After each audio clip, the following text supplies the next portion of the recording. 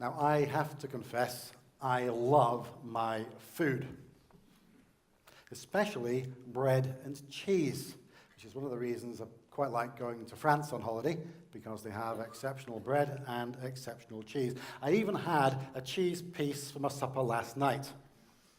That might explain the nightmares, but there we go.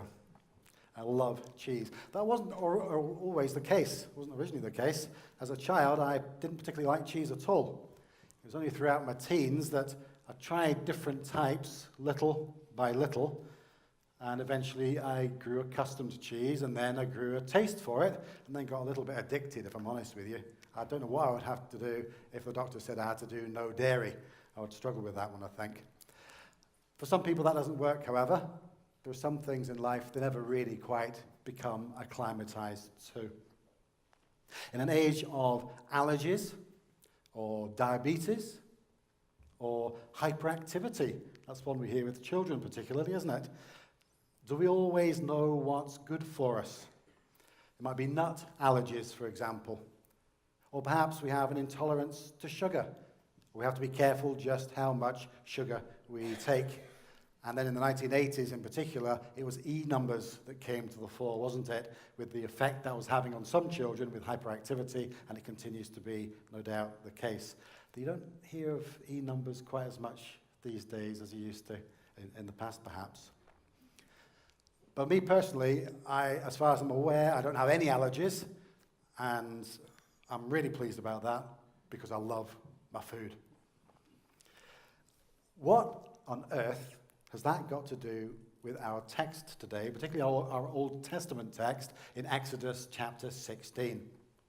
We have the story there where, as we saw last week, the Israelites had been liberated from Egypt, and here they were now out in the wilderness, and they're getting hungry, and they're not short about telling Moses about it. They used to enjoy meat and all sorts of other different foods that were familiar to them in the land of Egypt and had been for generations. But most of all, perhaps, they were missing meat. It seems there weren't many vegetarians amongst them. I maybe told you this story before, but my younger brother, well, they're all younger than me, I'm the eldest, but my brother decided to be a vegetarian at one time. He had hit the age of 16 and he wanted to do vegetarianism. He took no meat, and a whole year progressed in which he was successfully avoiding meat until one morning he smelt, can you guess this, a bacon sandwich. And he tumbled to himself. He suddenly turned around and said, "But I like meat." And that was the end of the vegetarianism. He lasted one whole year. Well, the Israelites had been a lot less on their particular diet here, wandering in the wilderness, and they were missing their meat. But it's interesting as we read the story that we find that God waits until they cry out to him for help. This is one of those occasions where he didn't step in and provide an answer to their needs and their wants before they even realized they had it. He waited for them to see what it was that they would miss. And what would they miss? Would they miss worship of God in a static place? Would they miss their own homes? Would they miss something for their belly? Well, it seems that it was their belly that came first on this particular occasion. And there's much of this story, but how did he then provide? After waiting for them to cry out, he did provide. In the evening, he provided quail. They had meat. And in the morning, manna. Now, what was this manna, this bread from heaven? Well, the answer is actually in the name, in that the word manna allegedly means, what is it? What is it? So you can quite imagine the picture, I'm sure, as perhaps I do, as they walked out that first morning, and this manna was scattered around the ground, this white stuff like hoarfrost it was described as, almost like seeds that tasted like honey, that they could eventually bake into a bread of some description, perhaps flat loaves of some description, and sweetness with it, that as they saw this all over the floor, all over the ground round and about them, they perhaps asked that question, What is it? What is it? Did they know what was good for them? When they first saw the manna, if that question's correct, they weren't quite sure what might or might not be good for them. I wonder who took the first taste. When it came to their worship of God, more importantly, did they know what was good for them? Or were they putting the material, their bellies, first when it came to their own lives? And that's a question that echoes down through history, forwards and backwards. And we might ask it of ourselves even this morning.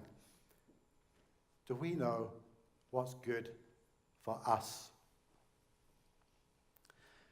When it comes to some allergies, it can be many years before we discover that we have an allergy or understand what is wrong. I had a friend about 20 years ago who had an allergy and he didn't even know it. He was in his 40s at this point, and he had found himself losing weight. There was nothing he could do about it, and it seemed that almost everything he ate was having an effect on his stomach, and he was really struggling with it. And eventually, it wasn't until his own mother, who was well retired by this point, was diagnosed as celiac. They tested him for the same thing, and if you know anything about that, they found that he was gluten intolerant. It meant he couldn't eat wheat, basically. That's probably the best way to describe it. It was bread, one of my favorites.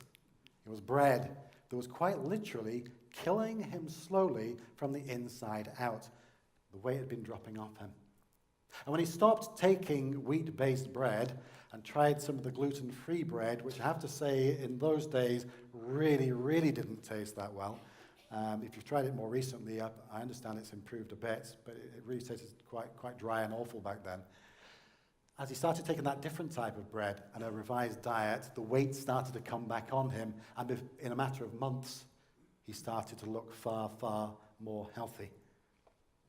Sometimes we can have various bodily intolerances that take quite some time to be diagnosed. Various additives, perhaps, that we're intolerant to, that take a while to be diagnosed about. What about spiritually speaking?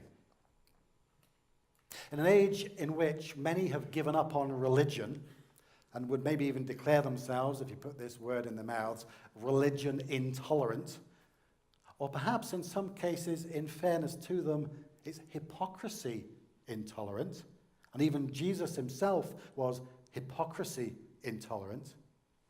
Maybe there's something to think about there, because there are masses of people who have not lost their sense of spirituality.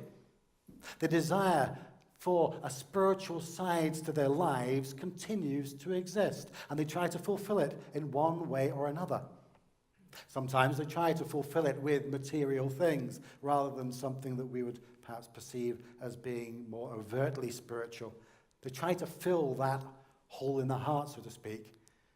Centuries ago, Augustine, I'm led to believe, made a statement along the lines of us all having a God-shaped hole within our hearts. Is that true for these folk too? That there is something that's just missing. But they have an intolerance to what they perceive religion to be, even though they want to fill that spiritual side of their lives. Now, perhaps it's just the church, in fairness, that articulates it badly. It's ironic, really, because the church has so many gifts to offer. If only we demonstrated them better and were quick to offer them to others. And most importantly, we have that gift of life through Christ to offer. If only we could demonstrate that better to others as well, to show ourselves to be the picture of spiritual health that encourages others to try it also.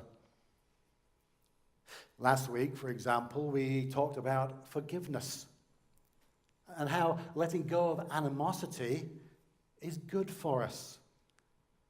You know, knowing that we are forgiven is incredibly good, at the very least, for our mental health.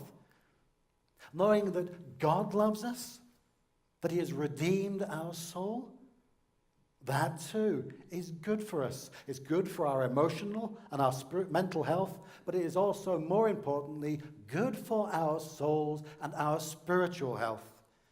This is good news, the gospel, that God loves us despite what we are. Despite what we are. And yet, that message contains within it something that just seems so intrinsically unfair.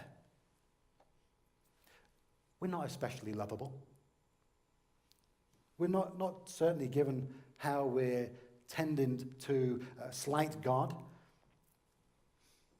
Yet God gave his Son for us. His Son willingly gave himself for us to redeem us as bread from heaven, the bread of life, who is life to us. But where's the fairness in that? That he should answer the problem and not we ourselves who've caused the injury. Well, we perhaps find a bit of an answer to that in our reading from Matthew.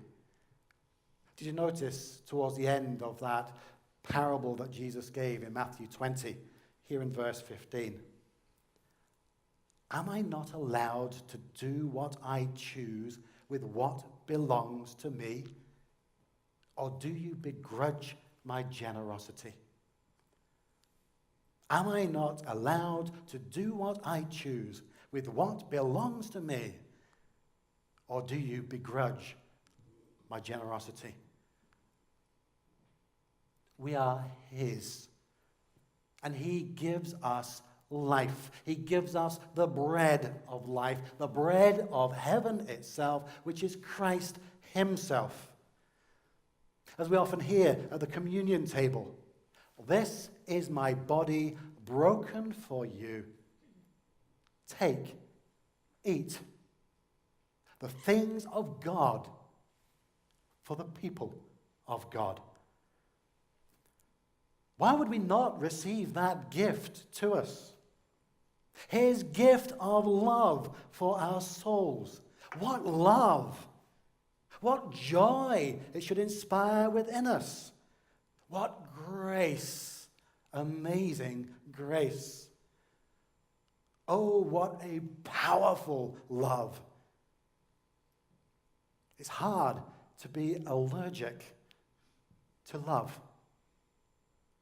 Allergic is a strong word, a strong reaction to something. But so too is love, a strong, strong word. But it's not much of a relationship if we don't reciprocate. We are invited to love Christ in the sure knowledge that we are already recipients of God's love. He even gives us that grain of faith that we need to accept that. Why would we not accept his gift and love him back? There's a great hymn that generations have sung that talks about our Redeemer feeding us the bread from heaven, not the manna on the ground. What is it? But Christ himself. And it goes by one of two titles. Guide me, O thou great Redeemer, or great Jehovah, pilgrim through this barren land. I am weak, but you are mighty. And so often we feel weak. So often we feel weak and implore God that he would answer us, just as he answered the Israelites. Bread of heaven. Bread of heaven, feed me till I want no more. Feed me till I want no more. Sometimes what we think we need is nothing of the sort. But Christ, we will always need him. whether we realize it or not. Amen.